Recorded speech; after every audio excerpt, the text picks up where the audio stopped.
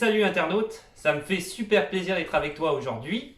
Et le sujet, c'est ça.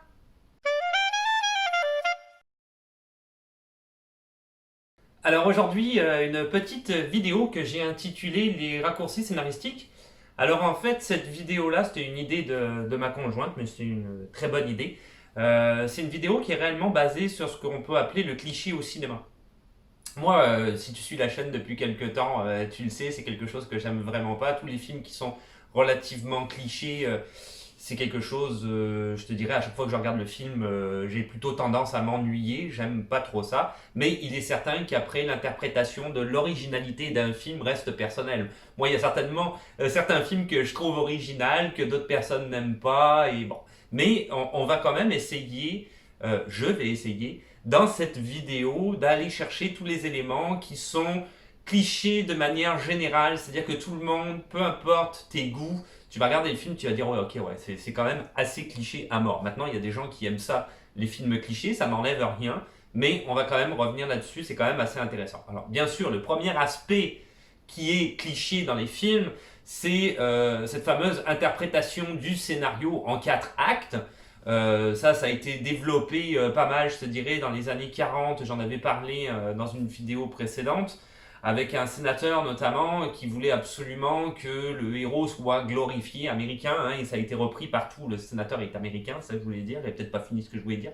Et ça a été repris partout, un petit peu comme ça, dans le cinéma essentiellement occidental, où le héros devait être glorifié, devait montrer un petit peu comme ça à tout le monde, systématiquement, comment est-ce qu'il pouvait s'en sortir. C'était un petit peu, si tu veux, un modèle pour que les gens puissent retrouver le goût de vivre, on va dire entre guillemets. On est dans l'après-guerre, après ça, il y a eu différentes problématiques économiques qui ont suivi. On a toujours plus ou moins gardé ce même modèle-là. Alors, tu as évidemment l'idée des 4 actes.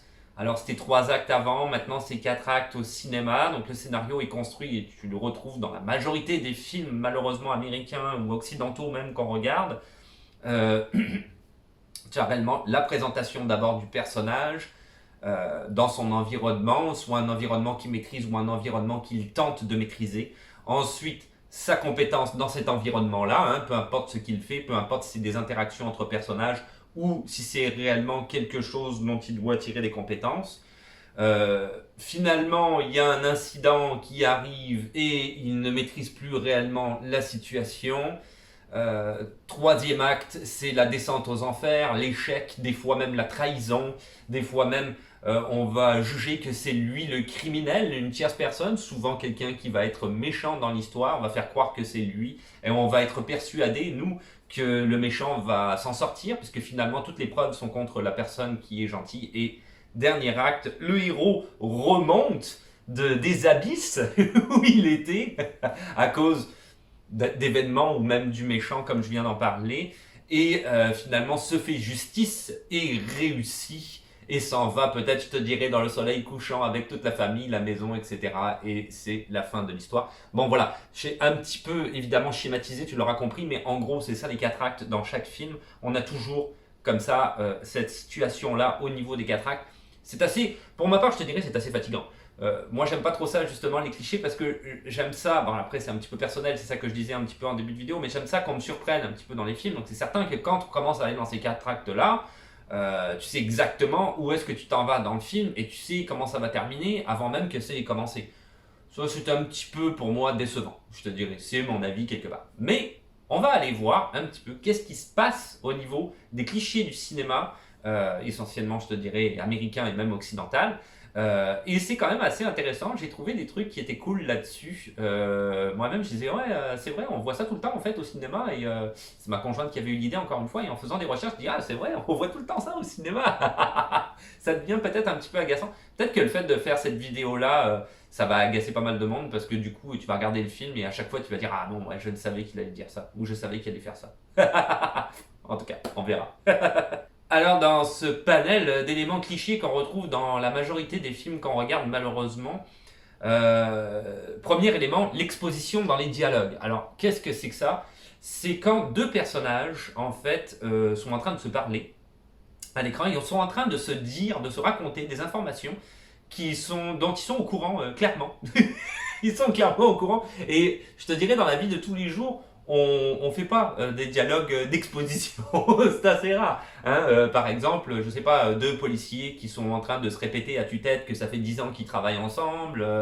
Voilà, ce genre de choses-là, ou un policier qui va répéter à l'autre policier le cas sur lequel il travaille dans le moindre détail, alors que le policier avec qui il travaille sur le cas avec lui depuis le début du film.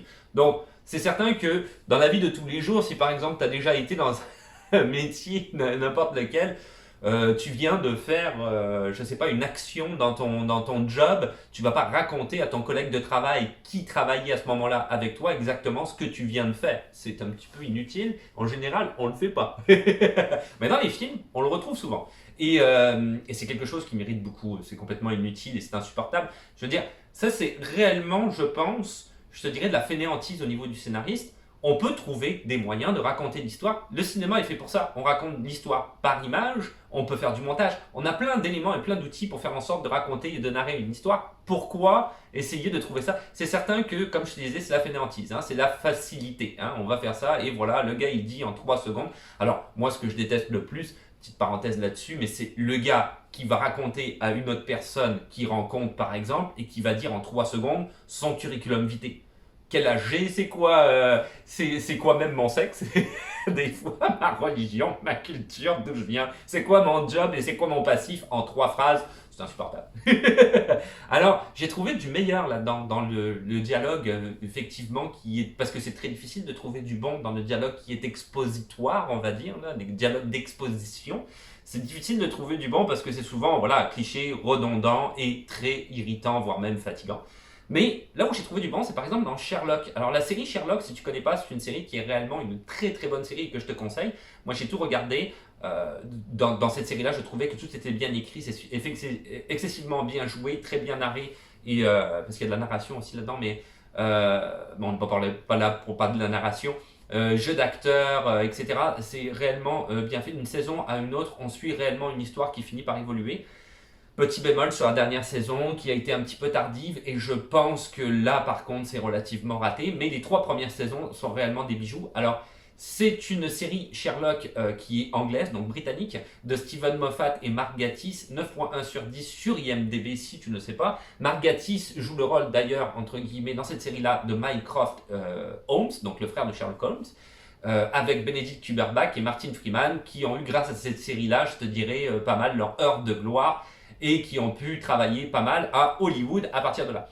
Donc ils font beaucoup de films, même si ce sont des Britanniques, ils font encore des films en Angleterre, mais ils font quand même pas mal de films réellement aux États-Unis à l'heure actuelle. Alors ce qui est intéressant dans cette série-là, c'est qu'effectivement, il y a beaucoup d'expositions de dialogue, parce que Sherlock Holmes va donner le pédigré au complet d'une personne, soit en la regardant, d'une personne qui est vivante ou une personne qui est morte, et en rappelant, etc., ce qui s'est passé, mais la manière dont il le fait est tellement arrogante que ça en devient comique et ça en devient drôle, c'est-à-dire qu'il dit au personnage qui est en face de lui exactement ce qu'il est et même au-delà, ce qu'il pense, comment il agit, de quelle manière et pourquoi. Donc c'est très irritant pour les autres personnages et du coup c'est relativement bien fait et ça donne une excuse, je te dirais, à la narration pour donner au spectateur toutes les informations de manière à la fois comique, cliché, mais le cliché est fait de manière originale et du coup, nous en tant que spectateurs, on accroche à ça et on trouve ça relativement drôle et très bien fait. Donc c'est un des dialogues d'exposition que je trouvais relativement cool à regarder, je te dirais. 2 autres films que j'avais notés quand même, où tu as du dialogue d'exposition, il y en a évidemment plein d'autres à ce niveau-là. Des films qui ont du dialogue d'exposition qui reste quand même très positif. Interstellar en 2014 et Inception en 2010, les 2 films sont de Christopher Nolan. Alors là, évidemment, tu as des dialogues d'exposition parce que souvent, tu vas avoir, si je reprends l'exemple d'Interstellar, un scientifique qui va parler à un autre scientifique qui sont dans 2 domaines différents afin de lui expliquer comment, par exemple, évolue le trou noir. Donc, à nous, en tant que spectateurs, ça nous donne l'information scientifique qui est vulgarisée afin de comprendre où est-ce qu'on s'en va dans l'histoire parce que c'est quand même basé sur de la véritable science, hein, les trous noirs, etc. Et paraît-il que le film est quand même très proche de la réalité au niveau des théories scientifiques. Et puis, en même temps, voilà, c'est du dialogue d'exposition, c'est certain. Il raconte ça à un autre personnage. La manière où c'est un petit peu malin, c'est que c'est 2 scientifiques qui évoluent pas dans le même domaine. Du coup, ça devient un petit peu, je te dirais, réaliste. C'est réaliste dans le sens où oui, effectivement, il y a un gars qui parle à un autre gars, qui explique à l'autre gars ce qui va se passer pour que l'autre gars puisse comprendre où est-ce qu'il va s'en aller parce que par exemple, c'est lui, dans le cas de Matthew McConaughey, pilote la fusée ou l'engin spatial dans lequel ils sont. Vers où ils se dirigent. Okay, dans Inception, c'est la même affaire. À un moment donné, c'est la même chose. Je me souviens d'une scène où il y a Leonardo DiCaprio avec, je me souviens plus du nom de l'actrice, qui est une architecte. Elliot, je sais plus comment, qui est une architecte du domaine des rêves, et lui, il explique comment le domaine des rêves fonctionne par couches et comment est-ce qu'on peut voyager dans les différentes couches. Donc là, il y avait réellement aussi un dialogue d'exposition, mais encore une fois, ce sont deux personnes qui travaillent dans le même domaine, mais pas de la même manière. Donc le personnage A a besoin de donner l'information au personnage B, qui fait que du coup, ça devient quelque chose de quand même réaliste et à laquelle nous, en tant que spectateurs, on est prêt à coller. Dernier petit point peut-être sur les dialogues d'exposition. Alors il y a un gars, c'est Michael Bay. Michael Bay, il fait dans sa carrière un grand nombre de films qui sont clichés à plein de niveaux, à beaucoup de niveaux. Notamment, j'en avais parlé dernièrement dans une vidéo, je ne sais pas si tu t'en souviens, mais j'avais parlé du fameux panoramique où on tourne autour, dans Avengers, Bad Boys par exemple. On tourne autour des personnages pour les glorifier. Ils regardent souvent dans Bad Boys, ils sont en train de regarder vers le ciel parce qu'ils ont commis des actes héroïques extrêmes et hallucinants, et il y a une musique en même temps. C'est mortel quoi. Dans la majorité, je pense dans tous ces films, tu as ce panoramique là, avec cette contre-plongée là, cette manière des personnages de regarder en l'air, cette manière d'être héroïque et d'avoir survécu à l'insurmontable. Non, c'est juste insupportable. Et en plus, c'est souvent, je te dirais, c'est tiré par les cheveux. Si tu prends Bad Boy, c'est tiré par les cheveux. Les gars, ils s'en sortent, c'est n'importe quoi. Ils font n'importe quoi, ils s'en sortent, c'est ridicule. Donc il y a une avalanche de films de Michael Bay. Alors évidemment, il y a les Bad Boys, Pearl Harbor, The Rock. Et là-dedans, il y a plein de choses clichés, tu vas voir, je vais en parler par après dans le reste de la vidéo, qui reviennent dans ces films-là. Armageddon, Bad Boys, de Transformers, à peu près tous les Transformers. Hein, donc ça prend Revenge of the Fallen, Dark of the Moon, Edge of Extinction ou The Last Night, qui sont horriblement écrits, qui sont plus ou moins bien joués, qui sont très mal réalisés. Ce sont des films qui, pour moi, mais encore une fois, c'est un avis personnel, pour moi, c'est de la perte de temps, hein, ça ressemble un peu à Aquaman, c'est un petit peu n'importe quoi. Mais là-dessus, Michael Bay n'a pas fait que des mauvais films, il y a des films que j'ai grandement appréciés, où il n'y a pas, bizarrement, de clichés dedans, ou pas trop. Il y a toujours ce panoramique qui revient, mais pour le reste, il y a moins de clichés, comme The Island en 2005, par exemple, ou Transformers, le premier, qui était très bon aussi en 2007, et qui reste quand même encore un très bon film. Pain and Gain en 2013, par exemple, ou encore une fois Six Underground en 2019 qui est sur Netflix et que j'ai pas mal apprécié aussi. Donc il arrive à faire de temps en temps des bons films, mais pour le reste du temps, il reste un petit peu dans le cliché. Il faut te dire une chose, c'est que tout ce qui est cliché, et notamment ce fameux 4 actes dont je parlais tout à l'heure, c'est quelque chose qui se vend bien auprès des producteurs parce qu'ils se disent qu'il y a un maximum de gens qui vont aller voir ça parce que les gens veulent voir ça. C'est ce que pensent les producteurs. Et souvent, ils ont raison. C'est vrai qu'il y a souvent des films où les gens sont contrariés parce qu'on n'a pas eu les 4 actes, parce que ça se finissait pas bien, parce qu'il n'y avait pas cette harmonie, je te dirais, dans la manière de consolider le scénario à laquelle ils sont d'ordinaire habitués. Donc, c'est certain que souvent, ils ont raison, mais pas tout le temps. Il y a quand même des très grands films. Je parle souvent de Joker par exemple, mais il y a plein d'autres films, de très grands films qui ne fonctionnent pas nécessairement sur les 4 actes, et qui deviennent des films cultes, carrément. Donc on voit que ces films-là, la plupart des films cultes, je te dirais d'ailleurs, ne fonctionnent pas sur les 4 actes, entre parenthèses. Bon. Et pour finir avec ça, une petite news quand même sur Michael Bay, à savoir qu'en 2022, il va sortir, il produit, il réalise pas, mais The Rise of the Beast avec Ron Perlman, qui est un autre Transformers, mais celui, tu sais, avec les robots animaux, hein, et les dinosaures, etc., et toute forme d'animaux. Bon, voilà, ça va être une sorte de spin-off de Transformers à suivre en 2022, si tu es fan des Transformers. Autre élément cliché que vraiment ça m'horripile, je trouve ça vraiment horrible, je te dirais. Ma conjointe d'ailleurs m'y a fait penser, c'est quelque chose que j'avais remarqué, mais auquel je pensais plus, auquel oui, je l'avais remarqué, mais je ne l'avais peut-être pas remarqué consciemment. Mais elle m'y a fait penser, et du coup, ça a été un éclaircissement. Alors, dans tous les films d'action, d'accord, où c'est une femme qui va être l'héroïne, ok, du film d'action. Ça peut comprendre aussi certains types de films d'horreur, je vais revenir là-dessus, ou certains autres genres de films. Mais principalement, en tout cas, ça fonctionne sur les genres de films d'action. Donc quand la fille est une héroïne dans un film d'action, tu remarqueras qu'il faut toujours qu'elle devienne l'héroïne après avoir été violentée d'une manière ou d'une autre, que ce soit psychologiquement, physiquement, un accident monstrueux, peu importe, mais il faut toujours qu'elle soit dans une situation qui va la mettre dans une idée de revanche et dans une idée potentiellement de colère. Toujours. Si tu prends des films d'action avec des hommes qui vont être eux, évidemment, bon voilà, il y en a plein, hein. Il y en a clairement beaucoup, hein. Des films d'action où c'est le gars qui fait des actions, etc., Equalizer, etc., je pense à tous ces films-là, ne sont pas nécessairement dans un système de revanche. Pas dès le début du film, en tout cas. Ou pas dès qu'ils deviennent comment dire, au summum de leur art d'action, c'est pas à ce moment-là. D'accord?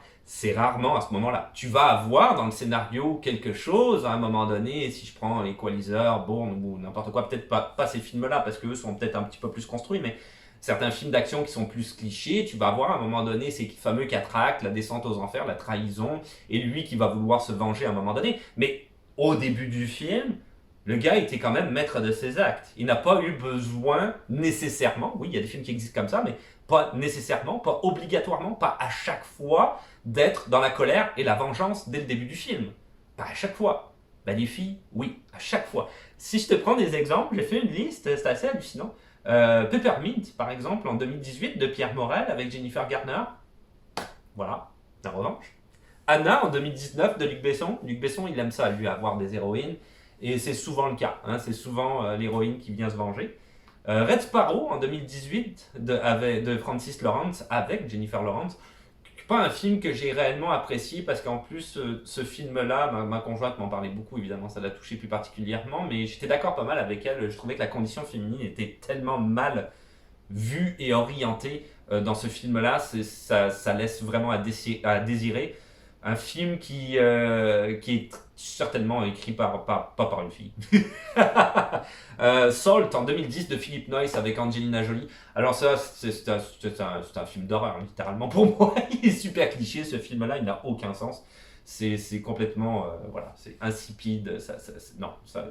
The Girl with the Dragon Tattoo en 2011, qui est l'adaptation des fameux bouquins norvégiens ou suédois, il me semble, je ne veux pas dire norvégien, je ne sais plus, Millennium ou quelque chose comme ça. Bon, on est en plein dans le système également. The Girl with the Dragon Tattoo, qui d'ailleurs n'est pas nécessairement un mauvais film. Mais encore une fois, c'est quand même une fille qui est maltraitée depuis le début du film et qui finalement s'installe dans une sorte de vengeance extrême dû au fait qu'elle a été maltraitée. Kill Bill, qui est un très bon film de Quentin Tarantino, volume 1 et 2, 2003-2004. Bon, bah, Kill Bill, on est réellement... Là, par contre, il y a quelque chose d'exceptionnel dans ces films-là, c'est qu'on est réellement dans le cliché de la vengeance, et c'est encore une fille, mais ce cliché-là est relativement bien monté, organisé, il y a une belle réalisation, et du coup, même si tu regardes le logline du film, tu te dis, bon, bah, une fille qui veut se venger d'un groupe de mercenaires qui l'ont trahi,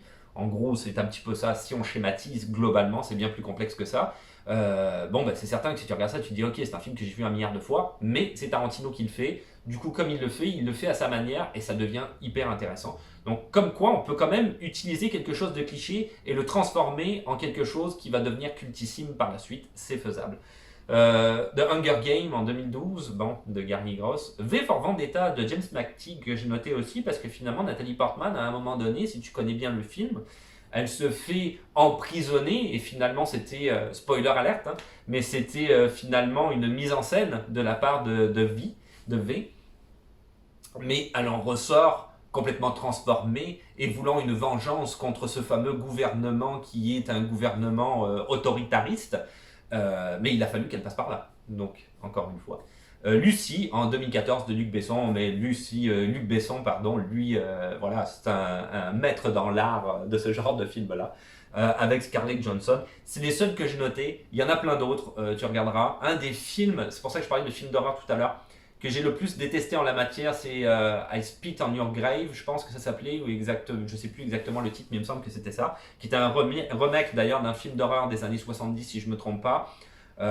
J'ai détesté ce film-là. J'ai trouvé, d'abord, je déteste tout ce qui est en rapport avec la torture. C'est quelque chose qui, pour moi, j'arrive pas à coller à ça. C'est pas divertissant pour moi. Et dans la vraie vie, je te dirais, en dehors du cinéma, c'est quelque chose que je déteste par-dessus tout, que je trouve des actes lâches de la part d'autres êtres humains sur certains êtres humains.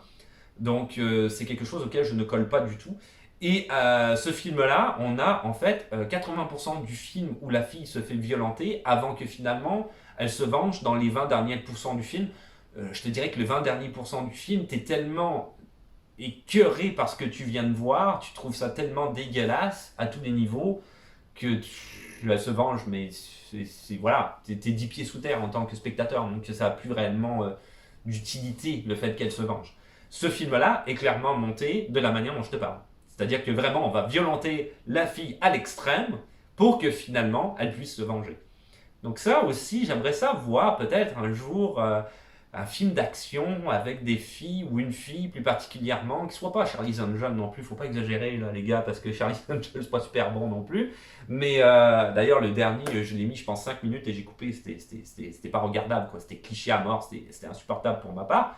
Mais d'essayer de faire un film comme Bond, comme Equalizer, je parle du premier Bond, comme Equalizer, comme d'autres films comme ça qui ont été des films, Men on Fire, si je pense à celui-là, qui est un très bon film, un film un petit peu plus vieux avec Denzel Washington, qui sont des très bons films. Sicario, que j'avais quand même relativement apprécié aussi, sont des très bons films d'action qui sont quand même relativement bien montés, avec un scénario, avec une histoire en arrière qui est plus que le gars qui va faire bam bam boum boum dans les méchants avec son pistolet, mais avec des filles qui ne soient pas nécessairement violentées dès le début. On est capable de faire ça. Donc on pourrait faire ça. Mais on voit que des films où la fille doit être violentée et après elle se venge. Et c'est ça le film d'action. Je trouve ça un petit peu, voilà, c'est un petit peu ordinaire. Et je poursuis avec le fameux élément de film qui reprend cette mécanique-là scénaristique qui fait vraiment chier ma conjointe. Elle déteste ça. Mais c'est vrai que c'est un peu le One Last Job movie, ok? Le gars qui est là et qui il a décidé, peu importe que ce soit un gangster, un policier, ce que tu veux, il a décidé de partir, un aventurier, peu importe. Il part à la retraite, mais finalement on le rappelle et il revient, moi-même un soldat, il revient pour un dernier travail. One last job. Ça c'est insupportable. Il y a des millions de films là-dessus. Pourquoi faire ça? Je sais pas, il y a un gars qui a dû inventer ça un jour, et il y a d'autres personnes qui ont dit « Oh, ça c'est formidable, faut le reprendre dans tous les films, c'est formidable, les gens adorent ça. » C'est fatigant. Moi ça me... Ouais, non, ça me tue, clairement. J'en ai cité quelques-uns, The Town par exemple, de Ben Affleck, il y a des bons films aussi là-dedans. 2010, qui n'était pas mauvais d'ailleurs, The Town. The Italian Job en 2003. Carlitos Way de Brian De Palma en 93, c'est un petit peu ça, hein. Finalement le gars il faut qu'il retourne un petit peu, Al Pacino il faut qu'il retourne dans le monde des gangsters, il ne veut plus y aller mais il est obligé. Le pire de tous, The Score en 2001 de Frank Oz avec Robert De Niro et Edward Norton, où le gars il l'appelle pour faire un dernier vol, je pense que c'était une sorte de vol de banque, ou je sais plus c'est quoi exactement qu'il vole. Il était à la retraite et il revient. Donc c'est assez... ça c'est assez pathétique aussi, c'est assez pathétique. Donc je ne m'étendrai pas là-dessus, mais nous, en fait, les films qu'on appelle One Last Job, maintenant on les évite carrément, on les regarde plus parce que c'est complètement inutile, c'est ridicule, c'est complètement ridicule. Alors après ça, il y a différents éléments pour conclure, je te dirais, parce qu'on pourrait faire le tour des éléments clichés, il y en a énormément, que j'ai notés. Et qu'en fait, encore une fois, c'est ma conjointe qui avait trouvé parce qu'elle était allée, on va lui donner le mérite pas mal de la vidéo, elle était allée sur un Reddit et c'est elle qui a eu l'idée de cette vidéo-là. On avait ri parce elle avait trouvé énormément de choses par rapport aux films qui reviennent sans arrêt et c'est vrai que ça revient tout le temps et ça devient irritable de s'en rendre compte. Par exemple, le scientifique dans les films qui parle à un gars et l'autre gars comprend rien, fait que le gars lui dit peux-tu parler en français ou peux-tu parler en anglais s'il te plaît, tout dépendant dans la langue dans laquelle tu regardes le film, si c'est en version originale ou en version française. Donc l'autre va lui décoder ce qu'il vient de dire. Le hacker, ah ça c'est insupportable aussi. les gars, ils sont dans une équipe, ils forment une équipe. Alors ça aussi, j'aime ça aussi, comme dans The Rock par exemple. On va former une équipe des meilleurs experts. On va trouver des gars un petit peu partout. On forme l'équipe d'experts. Je pense que voyons, les voitures, la Fast and Furious, c'est un peu ça aussi, il me semble. En tout cas, je sais pas, je les ai pas vus, mais j'ai vu juste le premier. J'ai arrêté la moitié du deuxième, c'était insupportable. Mais c'est pas mon genre de film.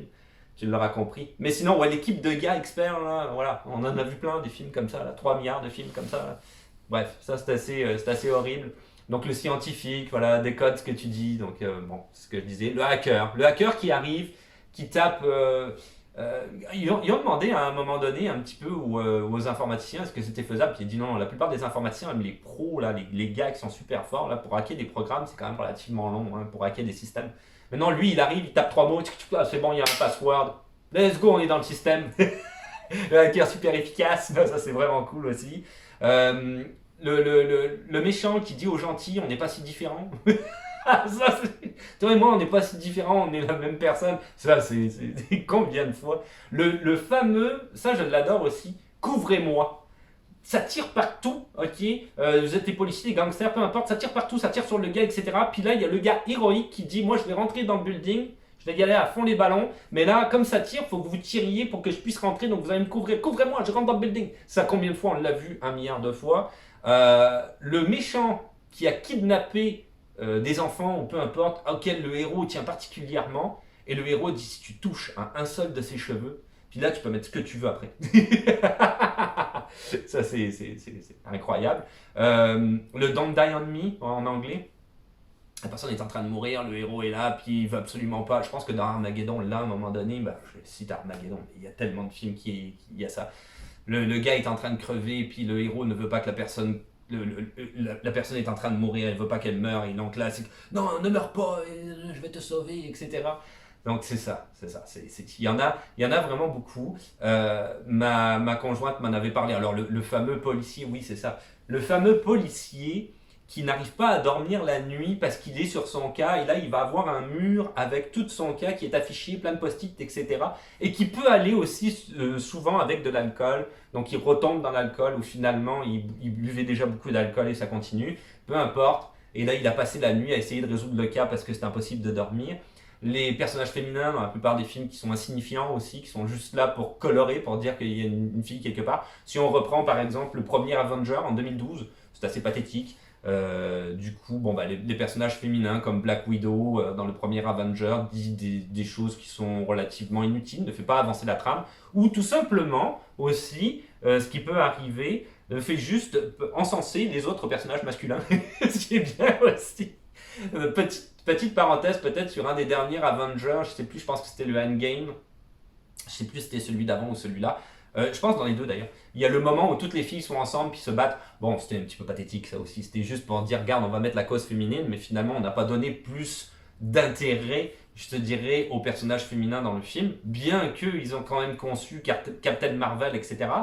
Récemment, ou Black Widow qui va sortir aussi, qui est le spin-off des Avengers avec l'histoire de Black Widow, justement, de Scarlett Johansson, son personnage. Mais si je reprends Captain Marvel, c'était quand même assez cliché, honnêtement. Et ce qui serait intéressant, ça serait que ce soit plus des femmes qui écrivent des rôles pour des femmes, quelque part. Parce que souvent, il y a aussi ce souci-là qui est en arrière. Si je reprends le dernier, ça par contre, c'était relativement bien, Harley Quinn. Je l'ai vu avec ma conjointe il n'y a pas si longtemps. Harley Quinn, je me souviens plus comment ça s'appelait. En tout cas, elle est avec une équipe, je vais le monter au montage, donc il n'y a pas de souci. Elle est avec une équipe de filles, etc. Donc ça, c'est une fille qui avait fait ce film-là. Ça reste quand même un film d'action, un film de super-héros, etc. C'est des super-vilains là plus particulièrement. Et c'était quand même très bien fait. Et pas trop cliché. Ewan McGregor joue relativement bien le méchant là-dedans, je te dirais. Et là, réellement, on avait des dialogues qui étaient plus explosifs et quelque chose qui se passait au niveau de la trame plus que des personnages féminins qui sont mis comme ça en arrière pour encenser le personnage masculin qui est à côté. Donc on aura compris que voilà, ça manque un petit peu de diversité dans le cinéma. Il serait temps de faire autre chose et de sortir du cliché. Et voilà, c'est tout pour aujourd'hui. Donc c'était cette vidéo un petit peu sur les raccourcis scénaristiques, les choses que voilà, les scénaristes, les réalisateurs, etc. Utilisent afin d'aller donner l'information finalement aux spectateurs le plus rapidement possible ou de les mettre Comme je parlais par exemple tout à l'heure du policier avec son mur qui se réveille la nuit et qui regarde ses post-it, on les met dans un univers très confortable en tant que spectateur qui fait qu'en 3 secondes on comprend exactement ce qui se passe. Bon voilà, c'est un petit peu... c'est des scènes que tu revois dans tellement de films, c'est complètement hallucinant. Et comme disait ma conjointe entre deux vidéos ici, parce qu'il y a du montage dans les vidéos quand même, un petit peu, elle me rappelait que le pire, oui c'est ça, l'exposition des dialogues où il y a vraiment deux personnages qui sont en train de parler, de se raconter des choses que eux savent pertinemment. Ça c'est relativement insupportable. Contrairement d'ailleurs, elle me l'avait dit, peut-être petite précision qui est quand même assez intéressante quand j'avais parlé d'Inception et d'Interstellar. Les personnages, même s'ils font partie comment dire, de la science, font partie de deux domaines scientifiques différents. Donc s'il y a une exposition de dialogue, à ce moment-là, les personnages ne sont pas censés être au courant de ce que l'autre va lui raconter. Donc il y a moins, je te dirais, d'exposition. Il y a une exposition peut-être par rapport à la trame, parce que ça parle, par exemple, Interstellar, ça parle des trous noirs, donc on va reprendre un petit peu l'idée de la trame et l'expliquer, mais en tant que spectateur, on a besoin que ce soit explicité, sinon on ne comprend pas. Donc il y a cette manière-là de faire. Là, on n'est plus vraiment dans l'exposition de dialogue, parce que les deux personnages ne sont pas censés être au courant. Si on parle du cliché, c'est vraiment deux personnages qui sont en train de se raconter leur vie, qu'ils connaissent par cœur. Hein. Je suis ton coéquipier depuis 10 ans, le gars il sait, je veux dire, ça fait 10 ans que tu travailles avec lui. Ou qui lui raconte, comme je disais tout à l'heure, tout le cas de l'enquête sur lequel il travaille depuis le début du film, que nous, spectateurs, on a vu. Il raconte ça au gars qui travaille avec lui, on comprend pas trop, quoi. C'est un petit peu inutile aussi. Donc c'est tous ces éléments-là qui sont vraiment très... Le téléphone aussi, ça j'aime ça. Quand tu parles à quelqu'un au téléphone, je veux dire, le gars il parle, tu lui réponds, point. Tu vas pas répéter ce que le gars il vient de te dire. Mais quand tu parles au téléphone, au cinéma, il répète ce que le gars il vient de dire pour qu'on puisse comprendre. Ça aussi, c'est un petit peu cliché et ça pourrait être évité, clairement. Et si je reprends, je vais finir rapidement avec ça, mais si je reprends des films justement comme Tarantino, etc., certains réalisateurs qui sont quand même des grands réalisateurs, eux ils y arrivent. Ils arrivent à mettre des scènes qui sont non seulement des fois même drôles, mais qui évitent, ou alors qui détournent le cliché pour que ça devienne comique, ou qui évitent carrément la manière d'être cliché. Donc il y a une possibilité de le faire. Mais il y a beaucoup, je pense, de réalisateurs et de producteurs qui sont relativement fainéants et qui décident d'utiliser la facilité et qui se disent aussi que c'est ce que les gens veulent voir. Peut-être tu peux donner ton avis dans les commentaires par rapport à ça. Évidemment, si tu as d'autres idées par rapport au cliché, tu peux le mettre aussi dans les commentaires.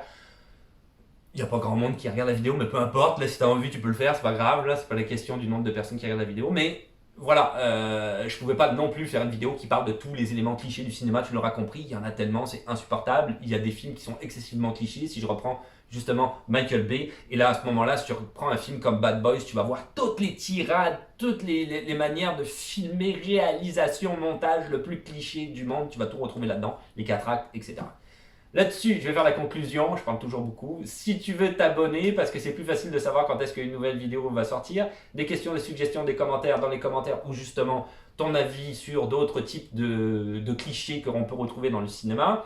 Le podcast, qui existe toujours, je ne répéterai pas ce que je dis tout le temps, donc je te mets le lien du podcast dans la description si tu veux m'entendre parler pendant des heures interminables de cinéma, si jamais ça te fait plaisir.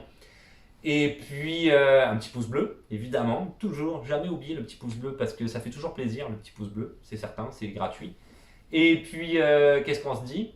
On se dit à la revoyure, ciao, bye.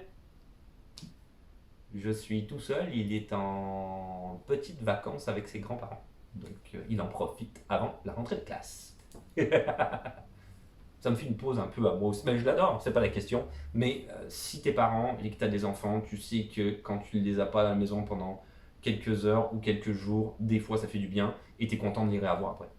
Je t'amène là-dessus.